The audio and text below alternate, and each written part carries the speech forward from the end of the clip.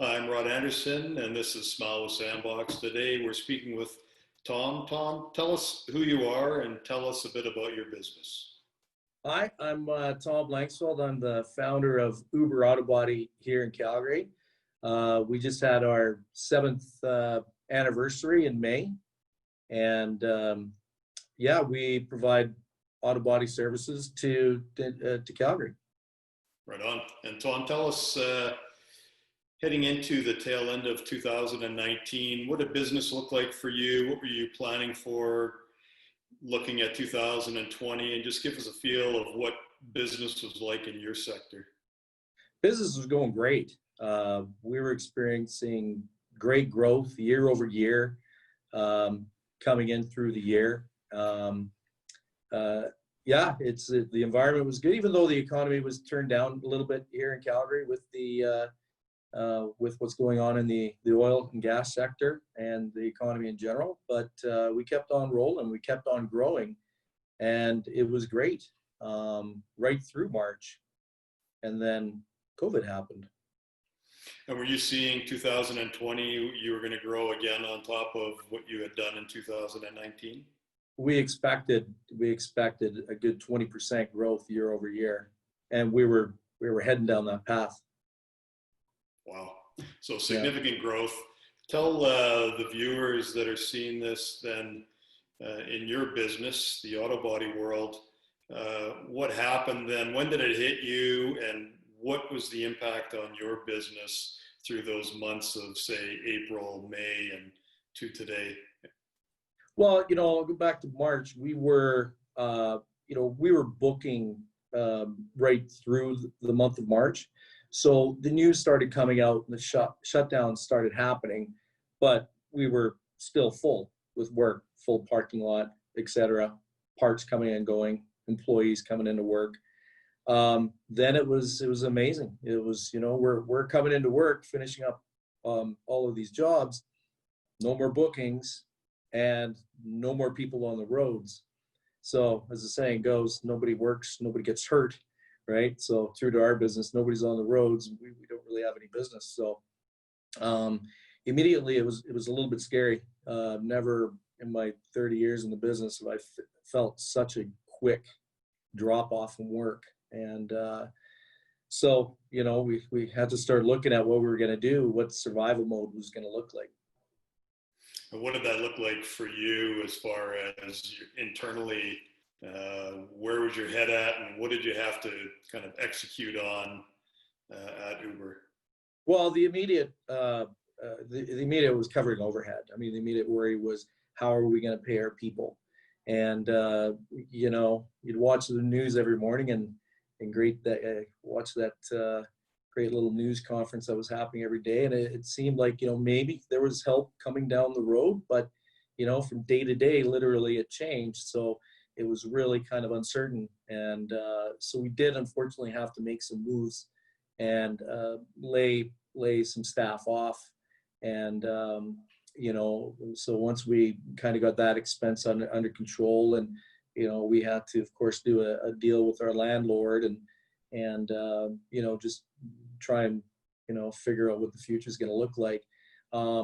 Pretty much as soon as the wage subsidy program was finalized and announced, we were, of course, eager to get our people back and get them to work. However, there was still no work to be had. So what we did do was we looked to put work in front of them.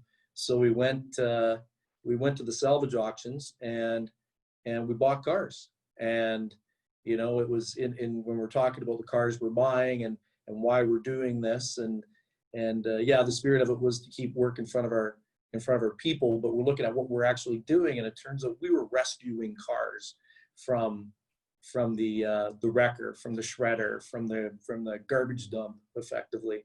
So we, as we're fixing these cars now, we kind of had to look at a way to how are we going to market these cars. I mean, you go on to Kijiji Auto, you go to Auto Trader, and it's the same old thing. It's I got a 2012 Nissan Pathfinder. It's got X amount of kilometers on it. It's got this option, and here's the price I want for it, right? So we're started trying to write the ads, out loud. And what does it look like? We're rescuing this car. It's kind of like a dog rescue or an animal rescue or something, right? So we had fun just spitballing, kicking around how we're gonna write these ads to kind of differentiate ourselves in the market. And so, I'll give you an example. We'd have a 2017 Mazda 3, and we said, hi, my name is Amanda, and my parents got into a small accident, and then I was abandoned in this impound lot, and I'm looking for my forever home.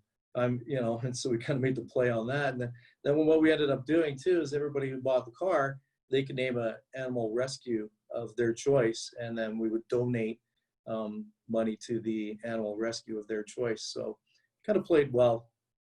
People appreciated it, and it kind of made them look at salvage vehicles being repaired differently than it being a salvage vehicle that somebody hacked back together and they're just trying to make a buck on it. We weren't really looking to make any money off of these cars. We were looking to keep work in front of our guys and keep them busy and engaged in the business and really keep our core together. What a great idea. As you're telling the story, I start smiling as I'm listening to you, and I know I've seen your logo has a smile like embedded right into it, and seems to be just part of your business model, and I'm sure the culture that you've got there, Tom. Is the program still going on, and do you have a name for the program? Well, we call it Uber Auto Rescue, and it will continue to go on. Right now we've experienced a bit of a catastrophic environmental experience here in Calgary, a hailstorm like I've never seen, again, in my 30 years in the business. So that's kind of, secondary, but it's something that we realized through the process that it is kind of a fun thing to do. And it is a kind of a good thing to kind of fill in the gaps, which inevitably happen. Right. So yeah, we're going to continue to grow that part of the business as well. And tell the viewers, Tom, I know you've had a few tough storms come through there, and every time that happens, I'm sure it's good for the auto body business. Do you think overall, where do you think we're at with the crisis that we're dealing with here? Do you see glimmers that we're coming out of the other side of this? And what does it look like for you from a business and economy standpoint? Well, again, for me, in my sector, I can only deal with what's in front of me, right? If I were to dial it back to where maybe the storm didn't come through Calgary, and now there's a lot of opportunities in this business. Once phase one of the reopening, so to speak, started happening, we already had an uptick in business. Like, we were doing fine. Phase two, even another one. So we were back to our full staff really even before this happened. And the good news is that the sales numbers are already to a point where, we're not in need of the wage subsidy anymore. So I think the market was coming around, and in the long run, we were going to be fine. But, we did need to come up with something like this to keep our people busy. We did have to negotiate with our landlord, and it seemed like there was a real spirit of cooperation throughout the business community in Calgary in particular, and everybody was looking to help everybody survive, and that's kind of a positive that I take out of this experience. It wasn't just everybody just trying to save themselves. It was everybody was kind of looking out for each other.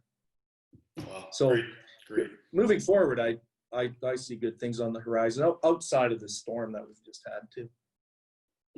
That's a great story. What do you think, Tom? How would you like the Uber company and brand to be remembered as we come out of this crisis, hopefully sooner than later? Well, I would think that there's strength in the brand, that we weren't going anywhere, and for our employees on the ESS side of things, they know that we're here to stand by them and keep them going, and keep them as part of the family, right? The Uber family. So yeah, I like to, at the end of it, the brand is resilient is what I like to people to take out of it. That's great. Thanks, Tom, for sharing that story. Thank you, Rod.